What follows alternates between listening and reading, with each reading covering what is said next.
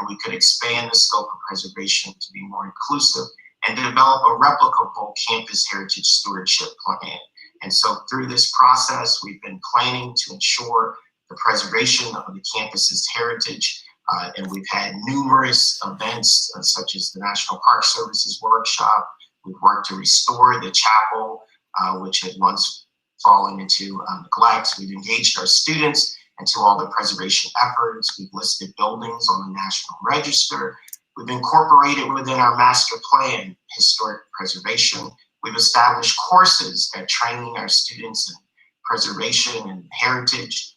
We've been addressing our derelict and vacant buildings to look at different programs for them, and then we've incorporated our students in the documentation process of various buildings. We were one of the first agencies to do a campus-wide documentation, and we've had several exhibits of the history pictorially of Maryland, Morgan State University rather, and we convened the Architecture of HBCUs conference on the campus. We received a grant from the Maryland Commission on African American History and Culture for the establishment of 3 HSRs for Holmes, Carnegie, and the Chapel. We held a year-long 150th anniversary. C-SPAN recorded a historical lecture. We established a Touching History Preservation and Practice program. We've had our students involved physically with the work on the campus. We've won awards for the preservation efforts. We've received grants from the National Park Service to preserve the campus. And most recently, we received the 2021 HBCU Campus and Cultural Heritage Stewardship Grant.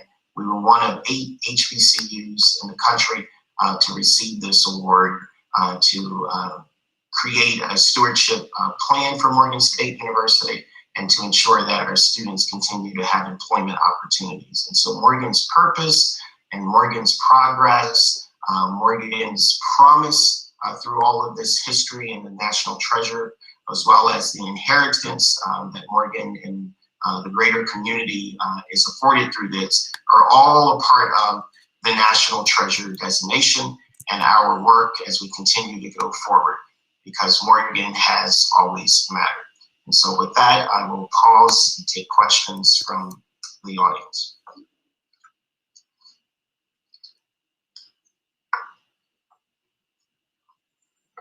That was simply magnificent. The depth and the conciseness. Yeah, I wanted to read a couple questions from the comment box. From Lisa, where can I find more information about the master plan and architectural design of the campus? Yes, so there are a couple places where there is information in the public domain.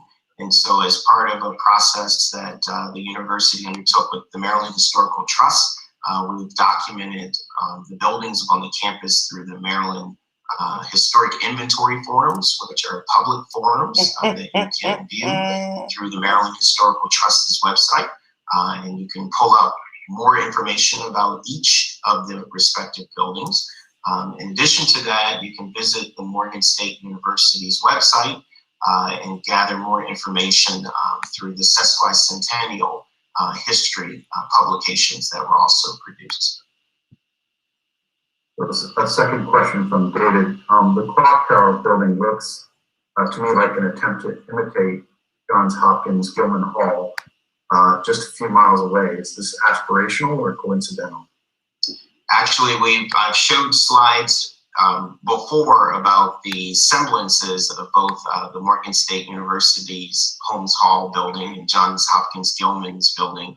And there was a great deal of intention, as you could imagine, among the two institutions and the respective architecture to sort of create that kind of, landmark, iconic, and flagship type building. So yes, there are a lot of, semblances between those two buildings. I just wanted to add that my perspective on contemporary is clear to me after the presentation that the focus on the future has been there for more than 2 decades. So absolutely. Yeah. So that's wonderful that we have an institution that is both looking backward and forward. I think that's wonderful.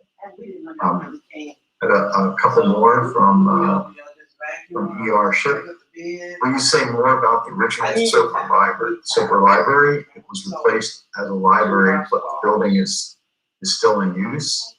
Yes, so Professor Chirp, one of my good colleagues, but the original Soper Library is today the Banneker Hall building. And so the original Soper Library building is on the main quad, and in this image is featured right next to the Holmes Hall. So it is no longer the library, but it is a restored and preserved building in the form of the Banneker Hall building, which is where the School of Education is located. Another question, as a Morgan alum, I really appreciate the history of the campus's architecture. Are there any plans on creating a 3D model of various buildings? Master plan. Yes, so we will be embarking upon future plans to continue to preserve the campus and create components that help and assist with that preservation effort. And so it is our intent that at some point we are able to have some form of a three-dimensional form of the campus. It's likely to be more virtual than it would be a physical campus model. And so there are discussions in regards to that around funds that we recently were awarded and potentially funds that we would need to secure in order to make something like that come to fruition as well.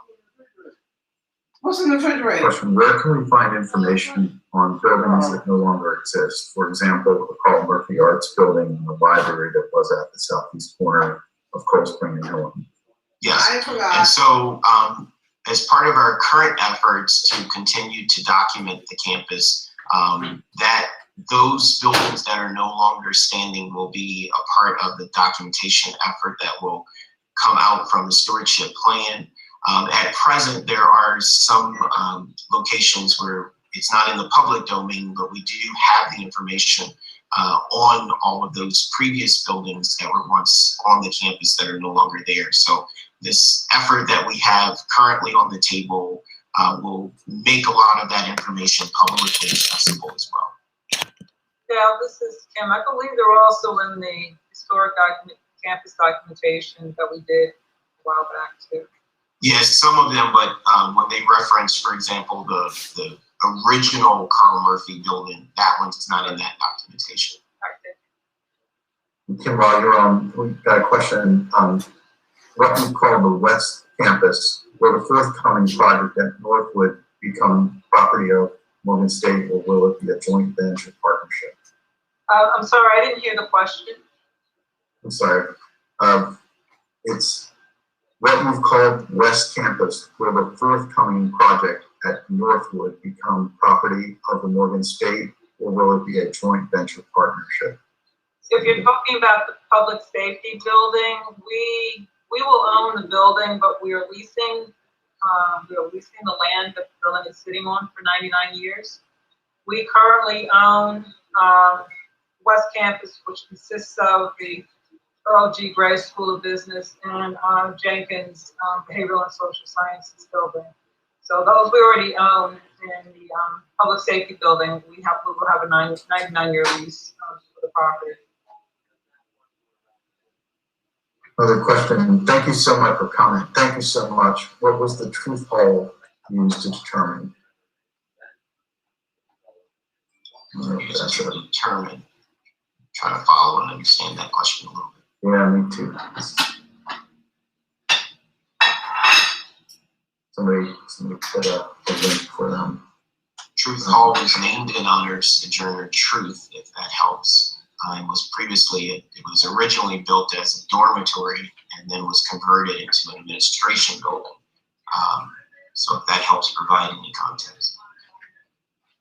And, Kenneth wanted us to mention that architect Anthony Johns, under whose leadership Morgan State School of Architecture received accreditation.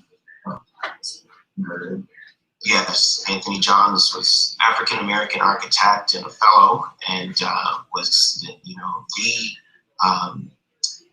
director of what would have been then the Institute of Architecture and Planning that gave us national significance, as Morgan is the only HBCU who has an accredited architecture, city and regional planning, and landscape architecture program in the country. And that happened under the auspices of Anthony Johns, who was the then director. Absolutely. He'll be further recognized under the 20th anniversary for the undergraduate program as we go forward as well. A number of people using both the chat and the Q&A, so we'll take a few more and then wrap it up. Here's a future one. What is the planned use for the Clifton High School? Yeah, I'll answer that one. Once we finish assembling all the property, we will be hiring a master developer to help us with planning out the entire site. Our initial effort will be to demolish the existing high school, but in the same time, starting to preserve the outhouse for a future use at some time. We are looking to expand campus, putting on a call right now of multi-purpose, convocation, athletic, educational building. The other uses for the site are still being discussed, but could be anything from a research park to a technology transfer park, and numerous other things that are being considered at this time. So we do not have a clear plan yet, but we are in the process of developing the initial component and then the overall site. Great. And finally, can visitors get a tour of the historical buildings and the campus? Yes, I know that when we get requests for individuals who want to tour the historic campus as a result of the National Treasure, we do lead those tours. I've led a lot of them, so we could arrange that. So before we should go by, campus isn't quite open yet, so oh right, yeah. The buildings are open. You're right. Yes, new era now. We have to. Yeah, you're free to walk around on the exterior portions of it, but not through the buildings at this junction. So it's up and down. Well, this has been a fabulous presentation. I want to finally thank Professor Green and Kim for joining us today. And it's just so fabulous to, as an architect in town, to have such a wonderful institution supporting both our only School of Architecture in town and the great work that is being sponsored by Morgan. So thank you all, and thank the audience for coming. And we think these presentations are fantastic and quick during lunch, so everybody can join in. But thanks, everyone.